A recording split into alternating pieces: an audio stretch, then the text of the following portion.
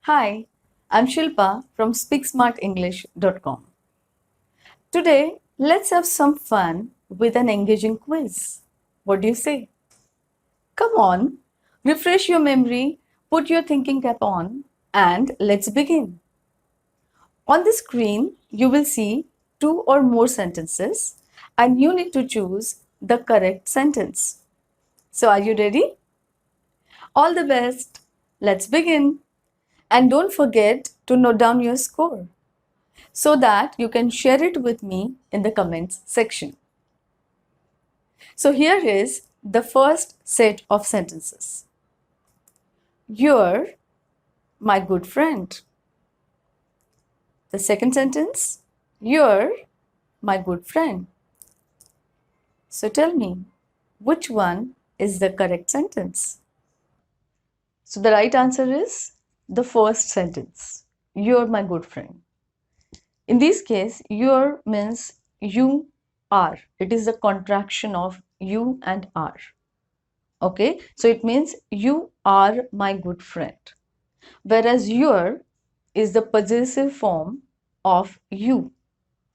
And we can use it in a sentence like your book is on that table, which means the book which belongs to you is on that table. Now let's look at the next sentences. The first sentence, please bear with me. The second sentence, please bear with me. So which one is the correct sentence? Think about it, take your time, and mark the right answer. Okay, so the right answer is the second one. Please bear with me. Let's understand the meaning. To bear with somebody or something means to be patient with somebody or something. For example, you can say that she is under tremendous strain. Just bear with her. Okay, that means there is a lot of stress, and so maybe she is not in a great mood, or maybe she is not performing well. So please be patient with her. Okay, whereas to bear means to uncover, to reveal. Like in this example, I bared my arm to show them my new tattoo. Okay, that means I uncovered my arm to reveal my new tattoo. So this is used as a verb, but bear can also be used as an adjective, which means that something which is not covered. For example, she likes to walk around in bare feet. Is that clear? Okay, now the next set of sentences. Sentence number 1, she received several compliments on her speech. Sentence number 2, she received several compliments on her speech. Too confusing?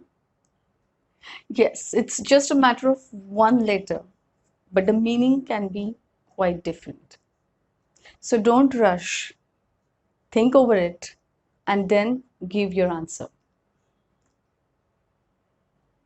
Okay, so the answer is sentence number 1. Compliment. Compliment means praising someone. The dictionary definition is, it is a remark which expresses approval, admiration, praise, respect. Okay, it can be used as both as a noun as well as a verb. So when you're using it as a verb, you compliment someone, and as a noun, you give compliment. Don't worry, I'm explaining it through some example sentences. For example, if I say that I complimented my sister on her delicious cooking, I'm using compliment as a verb. But if I say I gave a compliment to my sister on her delicious cooking, now it is used as a noun. Whereas the second complement means to complete or make better. So if one thing complements another, it means both of them look or work better when they are together. Just like the previous word complement, this one can also be used as a verb and a noun. Like in these examples, the different flavors complement each other perfectly. Here we are using complement as a verb. But if I say the scarf is a perfect complement to her outfit, I'm using complement as a noun, which means that the scarf is making her outfit look better or maybe complete. I hope you have understood this well.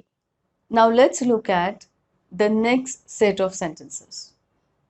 I think it will be easier for you as compared to the earlier sentences. Let's find out. Her house was built right beside a river.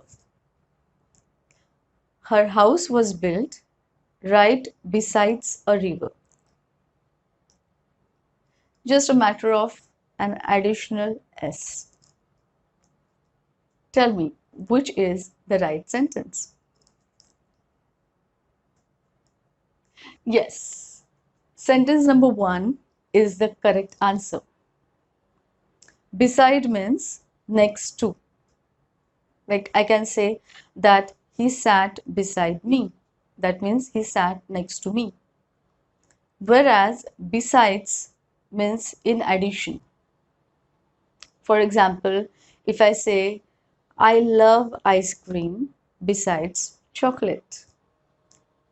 Isn't that the same for you? That means I love ice cream as well as chocolate. Or I love not only ice cream but also chocolate. Now the next, the traffic was completely stationary. Sentence number 2, the traffic was completely stationary. Now again, it is a matter of just A and E, just one letter once again. So think about it and tell me what's the right answer. Yes, the right answer is once again sentence number 1. Stationary is an adjective which means not moving or not changing. Like in these examples, the rate of inflation has been stationary for several months. That means the rate of inflation has not been changing for several months. If I say a stationary car or train, that means a car or train which is not moving. Whereas the second stationary is a noun which means materials used for writing or maybe in an office like papers, pen or envelopes, also called as envelopes. So for example, if I say I got these folders at the stationery shop, that means I'm using stationery as a noun and in the second context. I hope it's clear. Now let's look at the next sentences. The house was in bad condition.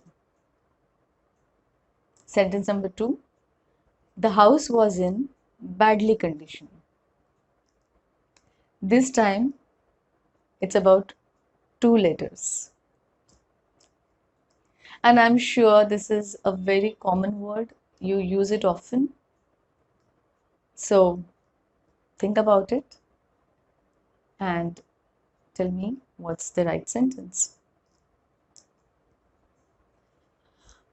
Okay, again, sentence number 1 is the correct sentence. Bad is an adjective and I think a widely used adjective which has several meanings. It means not good, unpleasant, poor quality, or maybe harmful, painful, serious, severe, and n number of meanings. So I can say that I had a bad day, or the weather was bad, or maybe I thought that it was a bad article. Okay, just to consider a few examples. Whereas badly is an adverb, which again has several meanings.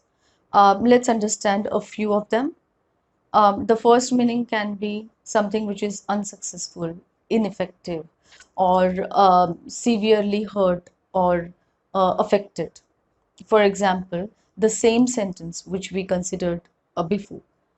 If I have to use badly in that, I can say the house was badly damaged. That means it was severely damaged. Or I can say he was badly injured. The next meaning of badly can be unkind, unpleasant, unacceptable way. For example, the children behaved badly. The event was badly organized. It also has another meaning. When you want something very much, then also we can use badly. For example, Tony badly needed that job. That means he wanted that job very much.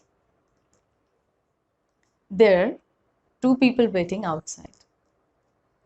There, two people waiting outside. There are two people waiting outside. This time I have got three sentences. Just pause the video, think over it, and get your right answer. Okay, so the right answer is the third sentence. There are two people waiting outside.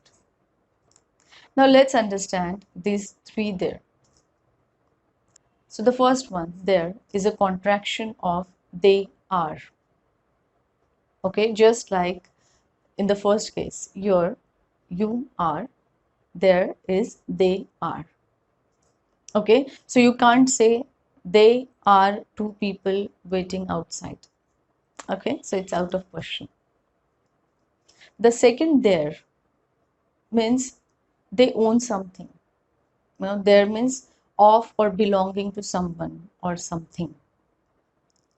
So in the case of first there, they're very happy with the new BMW they just bought. That means they are very happy with the new BMW they just bought. Whereas with the second there, I can say that new BMW is their dream car. And the last there means in, at, or to that place. For example, there was only one hotel on the island. So next time when you see there, and there, remember what we have learned now. Now here is the next set of sentences. What is your favorite dessert? What is your favorite dessert? Now the difference in spelling is only about an additional S. But believe me, these two words have a completely different meaning. There is no relationship between these two words. Okay, so what's the right answer? Yes, the second sentence. What is your favorite dessert? Listen to the pronunciation also. The first word is dessert, whereas the second word is dessert. Desert means dry, barren, sandy region. For example, the largest desert in the world is the Sahara. Desert is also used as a verb, but then the pronunciation changes. It becomes desert, which means to abandon or to leave without permission. For examples, soldiers should not desert their posts. or many farmers are deserting their villages now. Whereas the second word, dessert, means a sweet eaten after meal. For example, I'd love to have a piece of chocolate for dessert. Or would you like to have a dessert? I hope you got the right answer. The next one. Tourist revenue is now our principal source of income. Tourist revenue is now our principal source of income. The spelling is similar, the pronunciation is similar, but the meaning is different. So, what's the right answer? Yes, the first sentence is the correct sentence.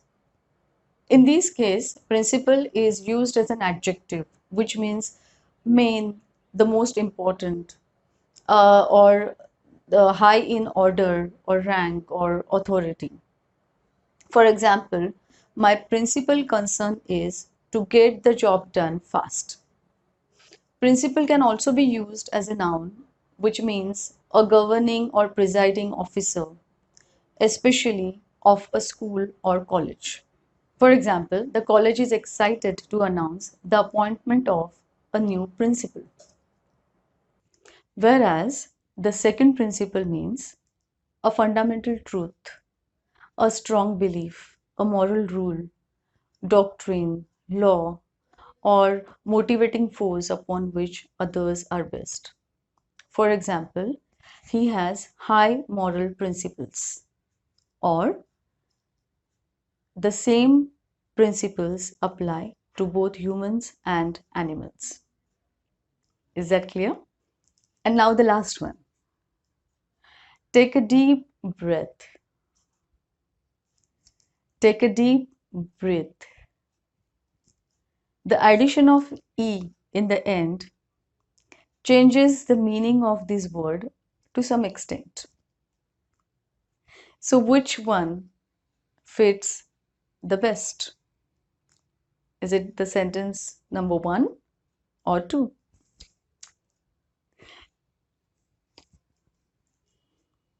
Yes, sentence number 1 is the correct answer. Breath means the air which you take in. Okay, it is the noun. So I can say I was out of breath after running. Whereas breathe is a verb which means the action of taking in air. For example, I breathe heavily after running. Have you noticed the difference in the pronunciation? When it is the noun, it is pronounced as breath, and when it is a verb, it is pronounced as breathe. Will you remember this now? So, what's your score? Do share it with me. And what would you like to learn in the next lesson?